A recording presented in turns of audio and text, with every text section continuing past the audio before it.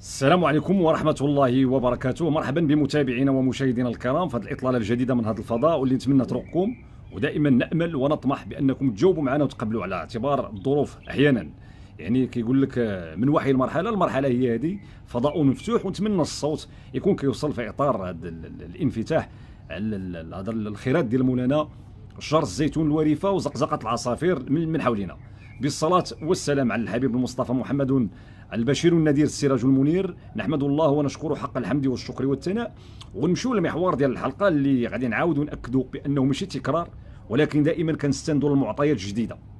نايف اكرد غادي يحضر في المونديال، والدليل هو انه اول لاعب غيلتحق ماشي بالمعسكر، بالمجمع ديال محمد السادس هو نايف اكرد. وهذا كيترجم وكيأكد واحد الخبر سبق وعطيناه في حلقات سابقه، وقلنا بان نايف اكرد الجامعه الملكيه المغربيه لكره القدم رقم واحد، الناخب الوطني بتوصيه منه رقم زوج محمد وهبي، والاقتناع بان نايف اكرد ولو يلعب ب 50% بغا يدير لاكوب دي موند. عطيت هذا الموضوع النقاش وعرضته في هذه القناه وفي كثير من المحطات. قبل ما نتحدثوا مع الجمهور الكريم ونعطيو المستجد اللي طرأ في هذا الموضوع، هو اننا باش نكونوا واقعيين وامناء بضمير، لان الانسان دائما خصو يكون منصف مع ذاته مع غيره.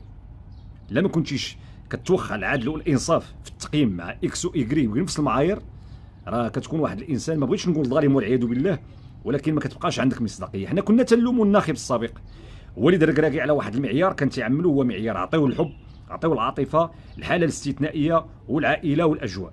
وكنا كنقولوا بان في التظاهرات المجمعه اللي فيها الكازون واللي فيها الميدان حميدان واللي فيها بانك خصك تعقد السيور وتدخل وتورق مزيان، المعيار هو ديال الجاهزيه والتنافسيه وشنو عندك في القابصه واش واجد.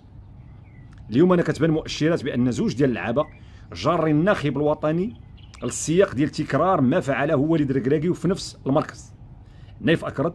والحارس مازال انا غنقولها لكم وكنتحمل فيها مسؤوليتي. بالنسبه لنايف اكرد نقدر نقول بانه لو وجد في خضم انه لاعب تجربه، لاعب صغير في السن، نقدروا نلعبوه ماتش وماتش ما نلعبوش، نقدروا ندخلوه ميطان، نقدروا بزاف ديال الحوايج وندمجوه كما ادمج اشرف حكيمي في كاس افريقيا. بالنسبه للمحمدي الاصداء اللي عندي هذا ماشي خبر قطعي، ولكن الريحه قال له العشاء مزيان كيتشمى العصر، واحيانا العنوان ديال باب الدار تتشمو بعيد كيبان لك، راه كتقول له راه الدار راه كاينه غير من العنوان كتبان لك. عندنا معطيات بان ايضا منير محمدي بالتواجد ديالو في المعسكر ديال شهر مارس مع الفريق الوطني والسفر ديالو لمباراه باراغواي والاكوادور والتتبع ديال الحاله ديالو مطابق بالفريق الوطني، كان ناخبنا الوطني عن طريق عمر الحراق المدرب ديال الحراس واشياء اخرى. ما بغيتش نقول لكم داكشي ديال باك صاحبي انا مصاحب مع هذا وهذا، ما بغيتش